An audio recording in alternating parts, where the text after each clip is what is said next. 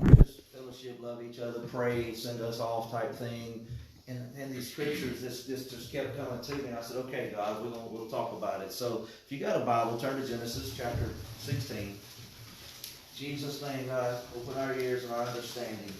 In Jesus' name. Genesis chapter 16, verse 13. And we know the story, most of us, about Sarai and Abram and Hagar, and how Abram had a promise, but Sarai came and said, take my handmaid, and so he did. And verse 9, Genesis chapter 16, Hagar had run away from Sarai. In verse 9, the angel of the Lord said to Hagar, return to your mistress and submit yourself under her hand.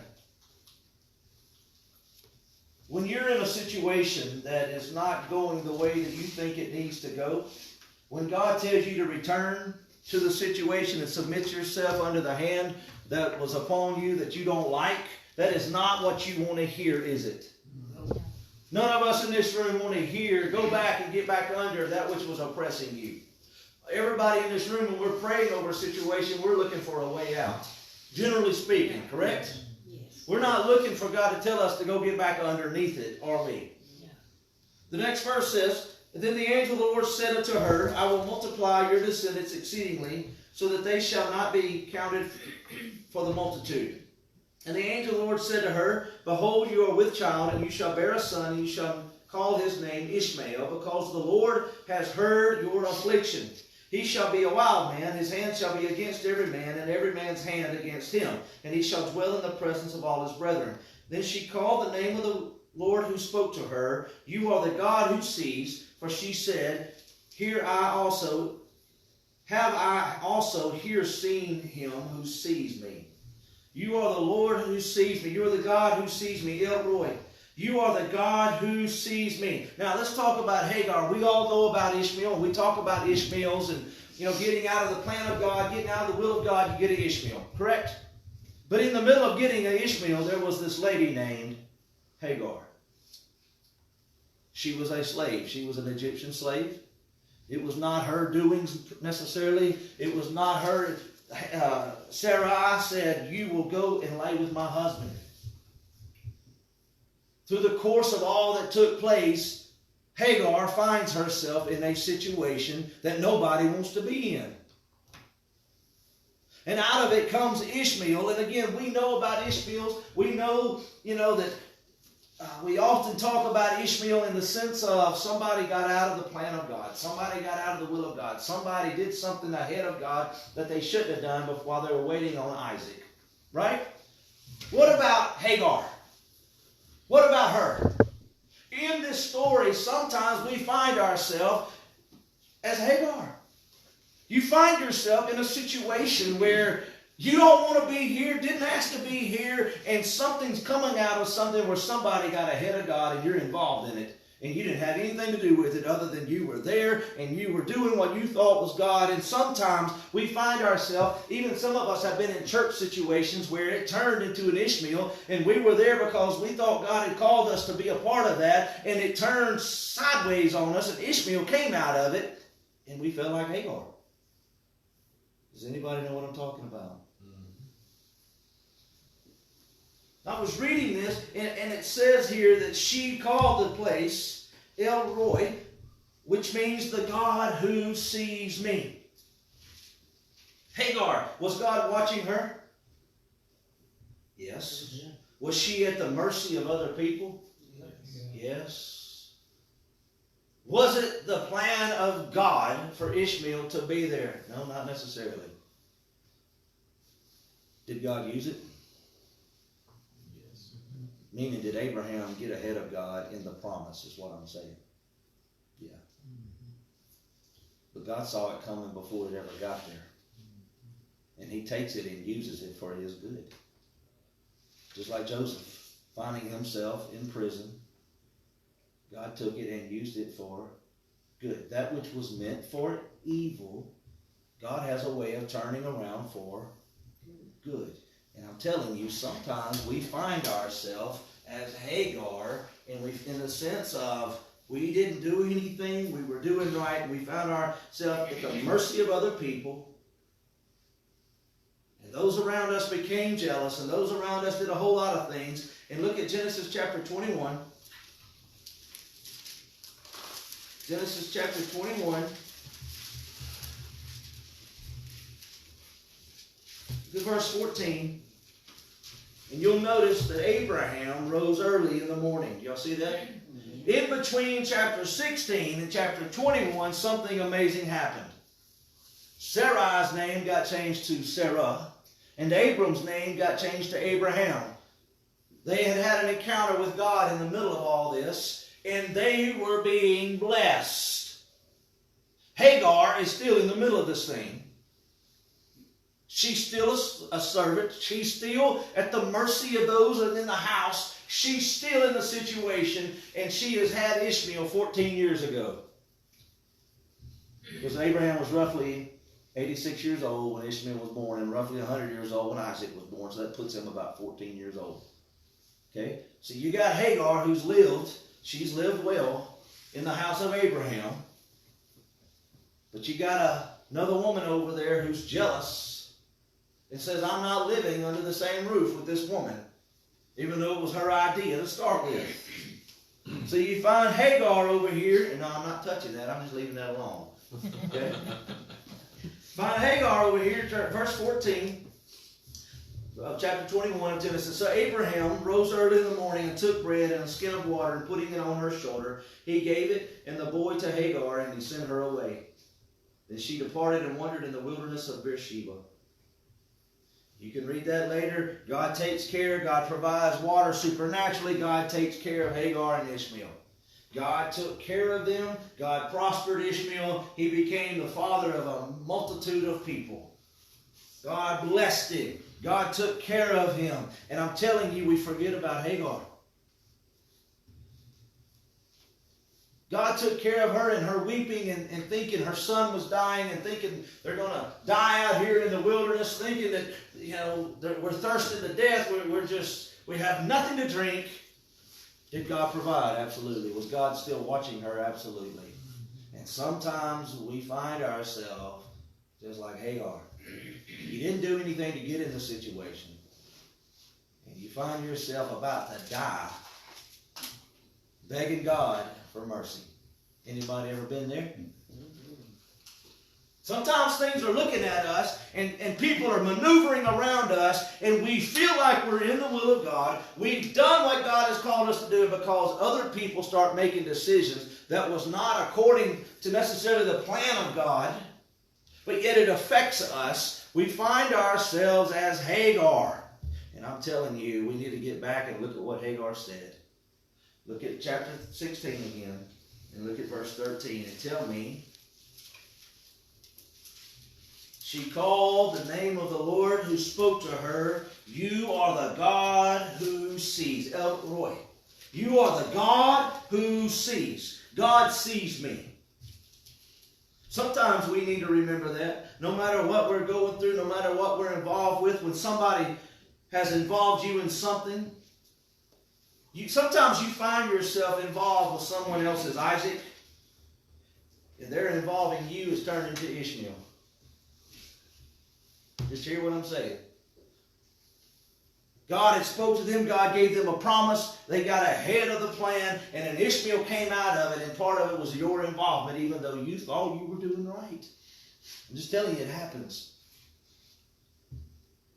You got to know that God still sees me, regardless of what's going on and what people are setting up around me and encamping around me, and there's nothing I can do about it.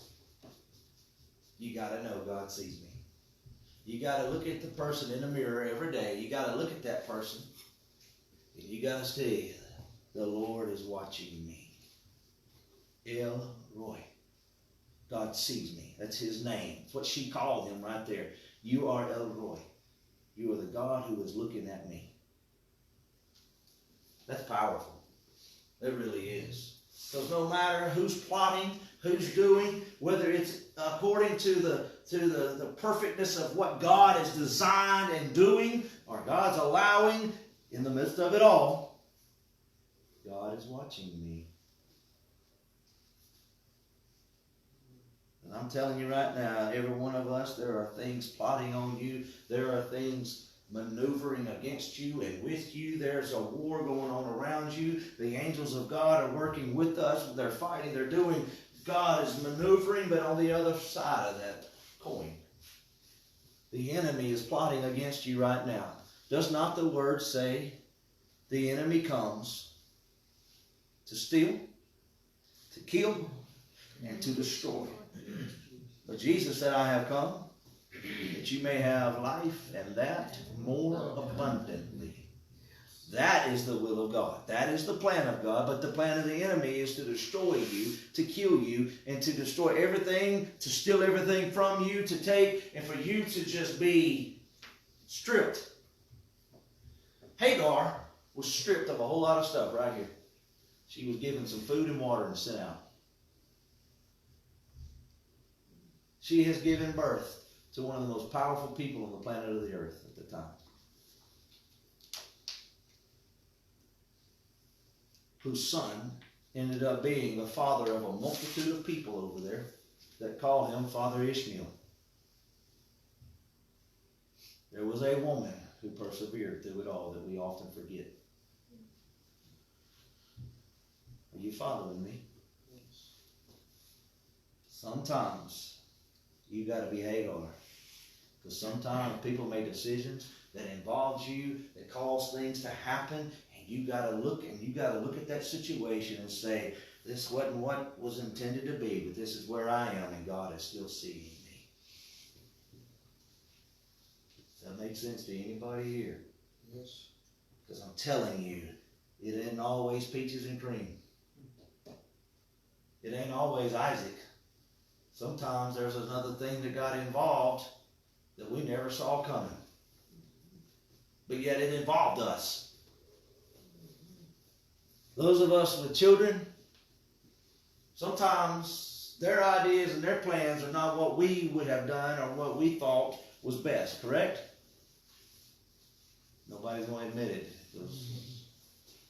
Truth or not, how many of our lives, especially when your kids got of age and moved out, went to college, whatever, they started making decisions that affected you directly or indirectly, and now, even years later, grandchildren's, how many of our days and our schedules get all because of other people's decisions? Whether it's good or bad, they make decisions that involve you and your day-to-day stuff. What you was wanting to do, we was going hunting. We was going hunting, and other people made other plans that changed our hunting schedule, correct? Sometimes things happen. Everybody in this room is that way. Except for those of us that just say, I ain't doing it, and I'm going hunting anyway. I didn't make the problem, I ain't dealing with the problem. In fact, I was talking to a gentleman that some of us know, and he was telling me about their child that was making decisions and, marriage this and that and the other. And I looked at him and said, well, if they do that, you got to help. He said, I do not. I do not. I didn't do it. I wasn't involved. I don't have to help. Yes, sir. Most everybody else in that situation would. But this particular individual was saying, I'm not doing it. I wasn't involved. They didn't ask me my opinion. They did this. They did that. Why have I got to bail them out? Well, that's what family does. Okay, I get it. But my point is, sometimes our family messes up our little nest, right or wrong. We don't want to admit it, but it's right. People do things and they expect you to maneuver and to help them. Correct? Sometimes we find ourselves in a situation like this, where everything got changed and we didn't do anything about it. It was just this is what we were handed. I'm telling you, God still sees. You got to look at that verse right there and claim it as your own. God sees me. God sees me. God, see, there's so much going on. How can God? Because God is the one who sees me. He's looking at me right now. Are not the eyes of the Lord looking to and fro throughout the earth? Right here. Here I am, Lord. Cleanse my lips. Send me. Lord willing, Judah and I headed to go back again. I've said it before, more than likely, wasn't God's first choice. I was just the first one that said, I'll go. It's not glamorous, it's not this, but I will tell you this. Blinded eyes are about to open. Deaf ears are about to open. The lame will walk. Wounds will be made whole. Blood disorders, cancers, tumors, you name it, it's about to be healed. People's lives are about to be forever changed. Here in the next week, from now to the next part of next week, it's going to happen. The next 2 weeks, it's going to happen. Everywhere we go, things are going to happen. Pus, just nasty infections, instantly made whole. It's going to happen. Well, that's kind of cocky. I'm just telling you, I know my God. And the expectation of people who are drawing on that anointing and expecting when we touch them, because they're going to look at him as a continuation of me, even more than they did Keith, because that's my blood. There's going to be a difference there with him than there was with Keith, just because it's my son. There's an expectation there that they're expecting that fire to light up whenever he grabs that microphone and the anointing hits him. I expect it to be there because I know what's inside of him. Whether we've seen it yet or not, I know what's growing and what's inside of this young man. He's got to learn how to operate in it and how to step into that, as we all do, to different levels and depths. Make sense? Yes. Genesis 16, verse 9. Let's read this again. The angel of the Lord said to her, return to your mistress and submit yourself under her hand.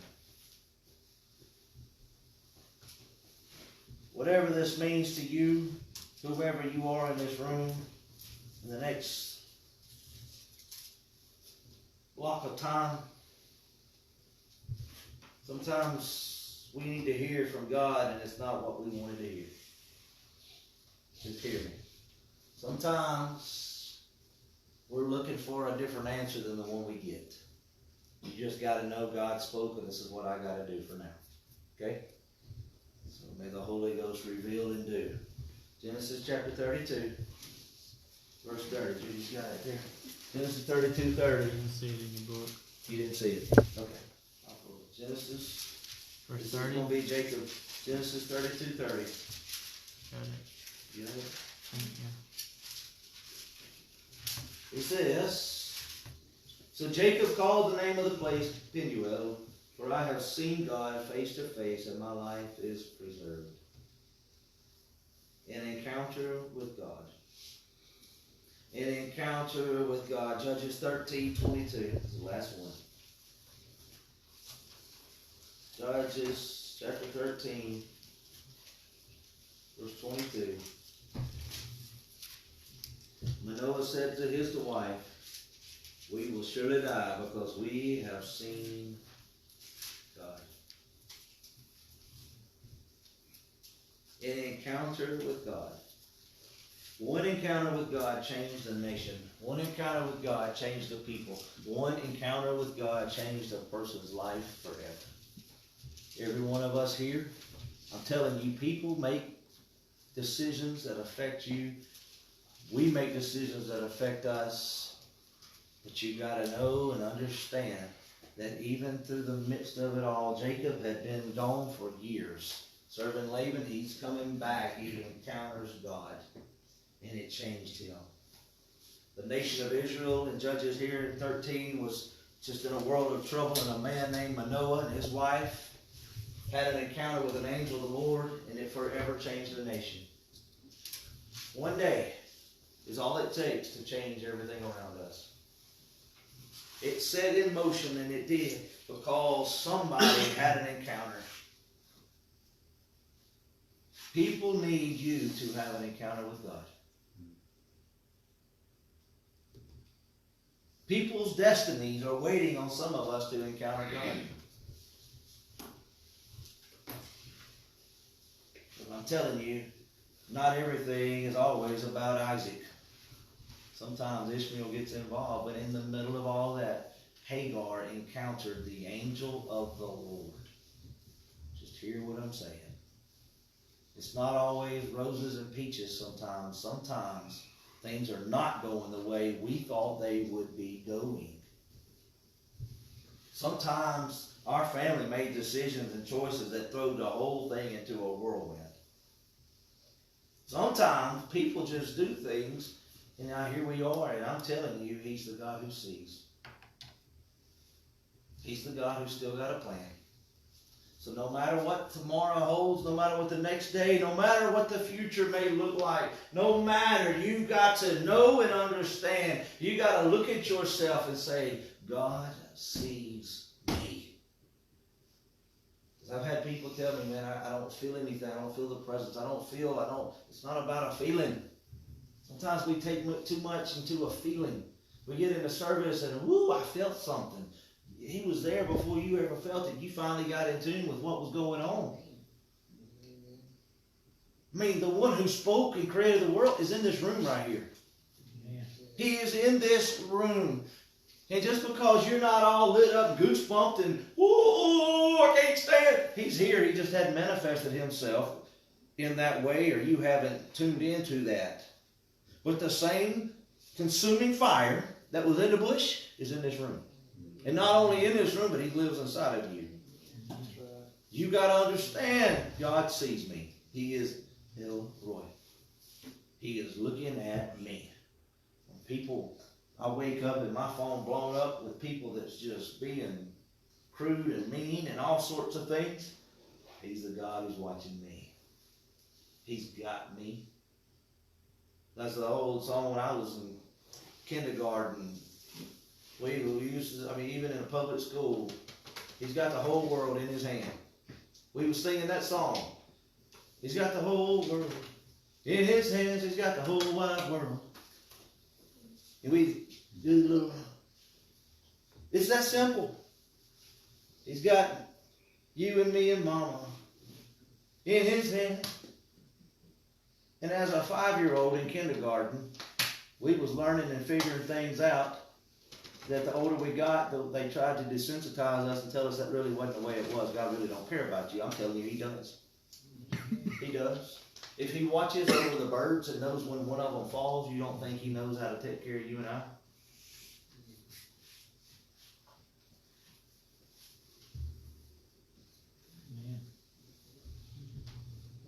I used to sit in that deer stand and think God didn't like me because the deer, but I think He's just protecting those deer.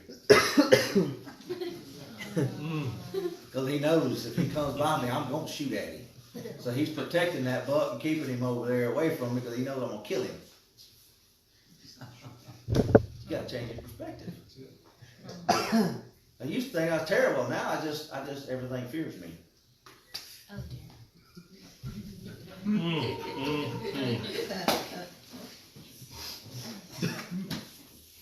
You got to change your perspective. Is God watching? All joking aside, is God watching? God got you? Yes. When you wake up in the morning and the world's trying to kick you in the teeth, God still got you? You got to know that. You got to remember that. Because again, sometimes, not always, but sometimes things happen that we had nothing to do with. In the sense of making it happen, we were just there, and all of a sudden, their involvement got us involved. And you find yourself in a sticky situation. You better look at that thing and say, God, show me and let me encounter you. How do I maneuver through this? Because it's not always the will of God to run from it. Sometimes you got to go back into it. Remember when Paul got stoned? I believe it was there with Lydia, if I'm not mistaken. Maker of purple dye, Lydia. I think it was in that same city.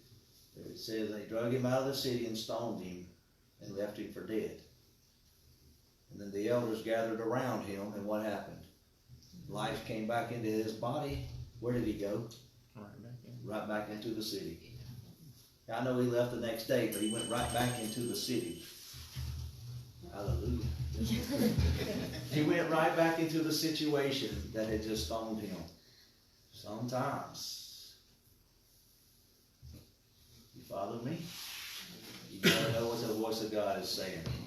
So may Jesus watch over you. May He lead you. And may His mercies and goodness protect you. May He follow you all the days of your life. In Jesus' name. Jesus is King. The devil is still and always will be a stinking liar.